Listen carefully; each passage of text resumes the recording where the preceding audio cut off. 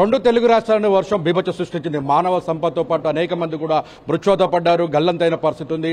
రెండు రాష్ట్రాలకు సంబంధించి కూడా వాటి మానిటరింగ్ చేస్తూ మధిర నియోజకవర్గానికి సంబంధించి స్వయంగా ట్రాక్టర్పై నడుపుతూ అక్కడికి వెళ్లి వాళ్ళందరూ కూడా పరామర్శిస్తూ నేనున్నా అంటూ అర్ధరాత్రి కూడా వారి ప్రాణాలను కాపాడిన పరిస్థితి ఉంది. మొత్తంగా డిప్యూటీ సీఎం మల్లు భట్టి విక్రమార్క ఇటు రాష్ట్రానికి ఖమ్మం జిల్లా ప్రజలకు సలహాలు సూచనలు చేస్తూ వాళ్ళందరికీ నేనున్నానని భరోసా కల్పిస్తూ మనతో పాటు ఉన్నారు. సార్ చెప్పండి, మొత్తం తెలుగు రెండు రాష్ట్రాల్లో కూడా వర్షం బీభత్సం సృష్టించింది. అనేక మంది మృత్యువాత గల్లంతి పడిన పరిస్థితి, ఆస్తి నష్టం జరిగింది. ఎలా చూడాలంటారు దీని ప్రకృతిని?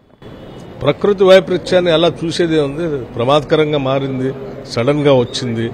ఇటువంటి పరిస్థితుల్లో ప్రభుత్వం అంతా కూడా యంత్రాంగాన్ని అప్రమత్తం చేసి ముఖ్యమంత్రి గారు కానీ లేకపోతే మిగతా మంత్రులు కానీ క్షేత్రస్థాయిలో అధికారులందరినీ కూడా ఎటువంటి ఇబ్బందికర పరిస్థితులు వచ్చినా తట్టుకొని ప్రజలకు సేవ చేసే విధంగా ప్రాణ నష్టం పెద్దగా జరగకుండా చూసే కార్యక్రమాలు చేపట్టి ముందుకు పోతా ఉంది. అందుకోసమే హైదరాబాద్లో ముఖ్యమంత్రి గారు కంటిన్యూస్ గా మానిటర్ చేస్తూ ఎప్పటికప్పుడు తీసుకోవాల్సినటువంటి చర్యల గురించి సూచనలు చేస్తా ఉన్నారు.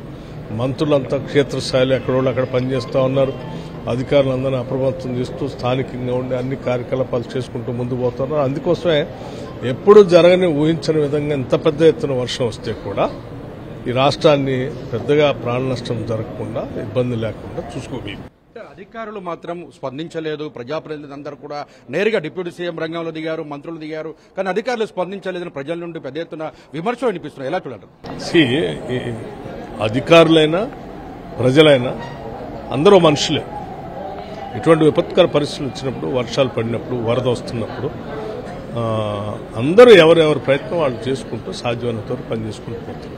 అధికారులు కూడా ఎప్పుడూ అనుక్షణం 24 గంటలు పనిచేసుకుంటూ పోతారు. ఉదాహరణకి విద్యుత్ శాఖ వాళ్ళు ఉంటారు. చూడండి, సబ్స్టేషన్స్ మునిగిపోయింది, స్తంభాలు ఒరిగిపోయింది, చెట్లు వచ్చి వైర్ల మీద పడ్డాయి. అయినా కానీ అప్పటికప్పుడు నిమిషాల మీద ఎక్కడికక్కడ ఆ వర్షాల్లో కూడా పోయి స్తంభాలు ఎక్కి వైర్లు కలుపుతూ ఫీజులు చూస్తూ అంతా కరెంట్ ఇచ్చుకుంటూ పనిచేస్తూ ఉన్నారు. విద్యుత్ శాఖ, రెవెన్యూ శాఖ వాళ్ళు ఎప్పటికప్పుడు అన్ని గ్రామాలు తిరుగుతూ ఉన్నారు. అట్లాగే వైద్య ఆరోగ్య శాఖకు సంబంధించిన వాళ్ళు ఎప్పటికప్పుడు పోతూనే ఉన్నారు. రెస్క్యూ టీంలన్నీ పనిచేస్తూనే ఉన్నారు. మంత్రులంతా పర్యవేక్షణ చేస్తూ పనిచేపిస్తూ ఉన్నారు. ఇది ప్రజల పట్ల ఈ ప్రభుత్వానికి ఉన్నటువంటి నిబద్ధత, బాధ్యత. అందుకోసమే క్షేత్రస్థాయిలో కనిపిస్తూ ఉన్నారు. మీకు ప్రతిపక్షాల్లాగా ట్విట్టర్లోనో లేకపోతే సోషల్ మీడియాలో కనపట్ల ప్రజల మధ్య ఉంటున్నారు. విపత్కర పరిస్థితుల్లో కాంగ్రెస్ వైఫల్యం చెందిందని బీఆర్ఎస్ నేతలు ట్విట్టర్ వేదికగా విమర్శిస్తున్నారు. హరీష్ రావు కావచ్చు, కేటీఆర్ కావచ్చు, వాళ్ళ కామెంట్ ఏమంటారు? అందుకే అంటున్నాను కదా, వాళ్ళు ప్రజల్ని భౌతిక పరిస్థితులను చూడటం బంద్ చేశారు. ట్విట్టర్లోనూ సోషల్ మీడియాలోనూ కనిపిస్తాం. చూడొచ్చు, మొత్తంగా చూసుకున్నట్లయితే ప్రజలు ఎదుర్కొంటున్న సమస్యలపై అటు రాష్ట్ర ప్రభుత్వం, అధికారులు కూడా పూర్తి స్థాయిలో పనిచేస్తున్న పరిస్థితి అవుతుంది. అటు ప్రతిపక్ష నేతలకు సంబంధించి కూడా పూర్తి స్థాయిలో కూడా ప్రజల మధ్య ఉండకుండా ట్విట్టర్లో వేదికగా మారిపోయారు తప్ప ప్రజల మధ్య లేరు అని కూడా భట్టి విక్రమార్క చెప్తున్నారు. ప్రజల దగ్గర వచ్చి విపత్కర పరిస్థితుల్లో సహకరించాల్సిందిపై విమర్శలు చేయడం సరైంది కాదని కూడా ఇతూ పలికారు. కెమెరామెన్ విజయ్తో సైదులు, 10 టీవీ, ఖమ్మం.